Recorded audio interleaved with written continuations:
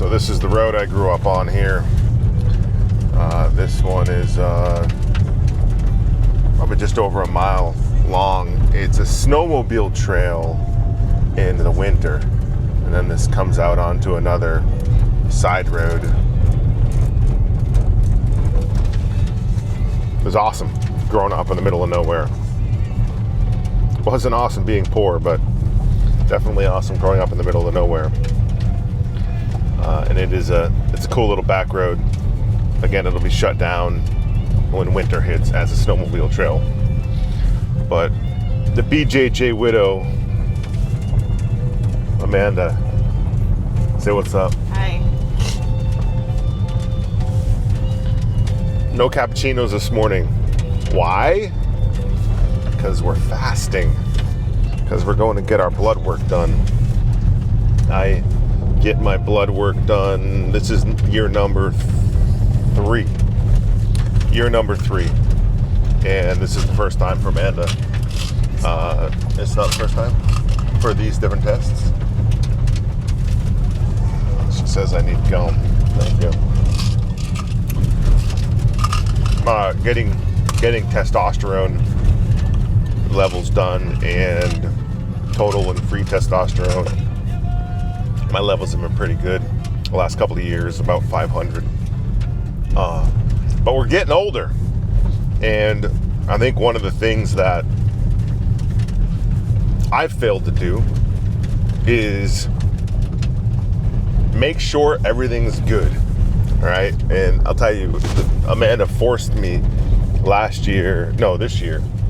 What did I do? When I get that colonoscopy, was it this year? I put it off forever. I was like, I'm not freaking doing that stupid ass thing. Then I learned a little bit about the importance of it. So this is my way of telling you, if you're in your 40s, go get it done, man. Go get it done. Suck it up, be a man, and let it happen. But also, I do believe 40 is the new 20.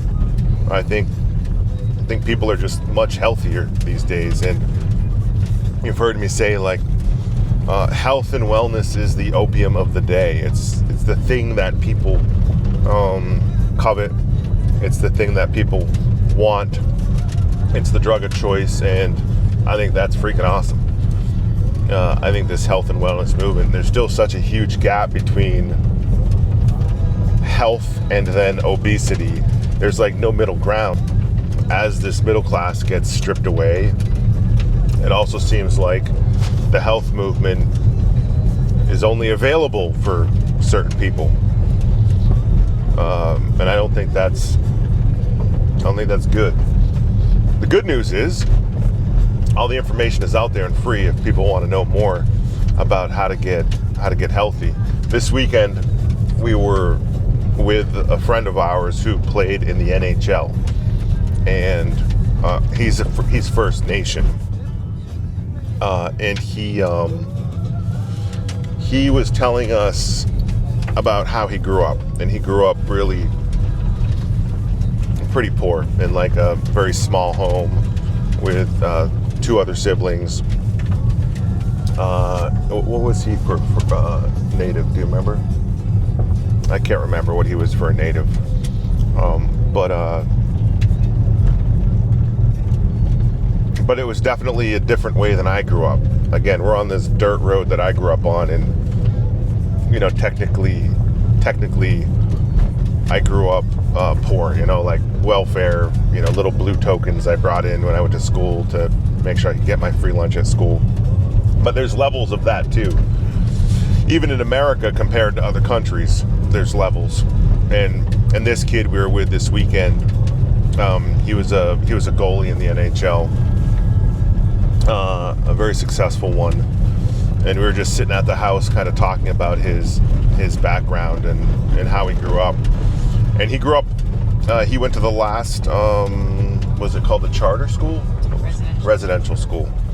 He went to the last residential school in Canada, and if you've heard about these residential schools, like, they're discovering children's bodies underneath them, and there's a lot of shit that took place, a lot of bad shit that took place. But he went to this last residential school, and he grew up trapping. He would have to trap with his dad like 1,000 animals a year, critters. He would have to skin them and then flesh them out and salt them and prep them for trade, and it was a hard life. And he's been trying to educate folks on the reservation. Of course, now he's successful. He lives locally. He lives near me here. He married a girl that I went to high school with. But he was telling me how he was doing a tour of like a health and wellness tour, and trying to like show his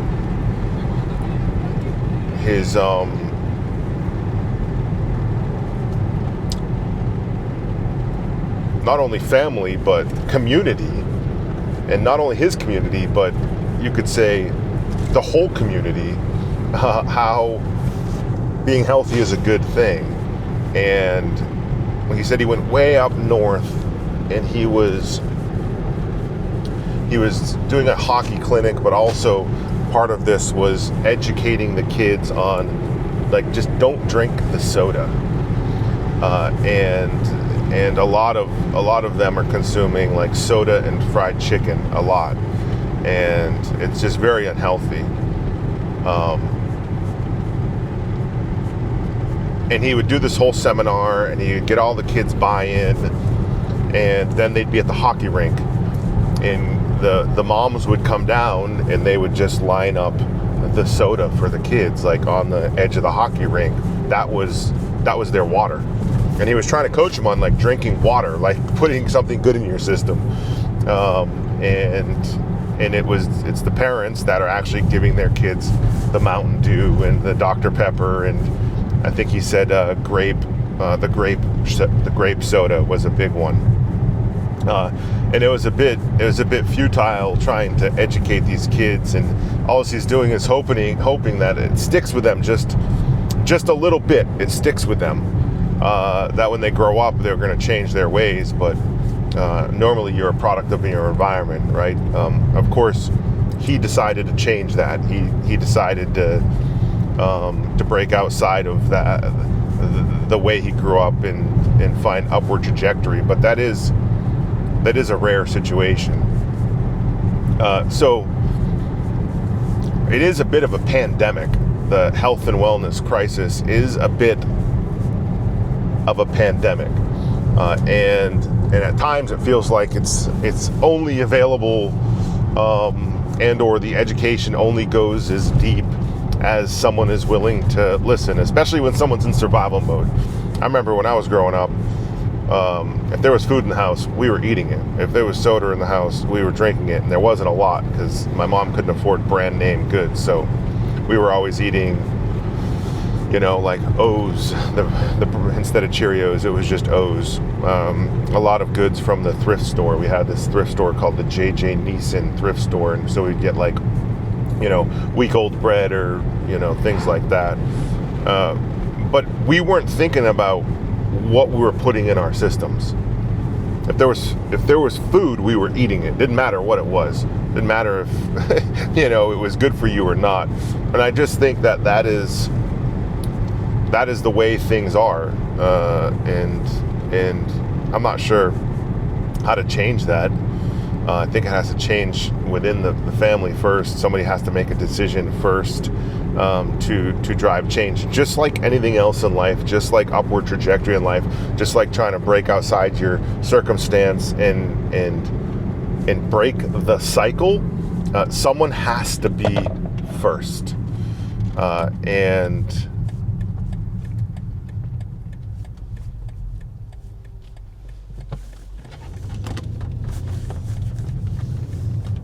And I think what's happening in the United States right now is a really good thing.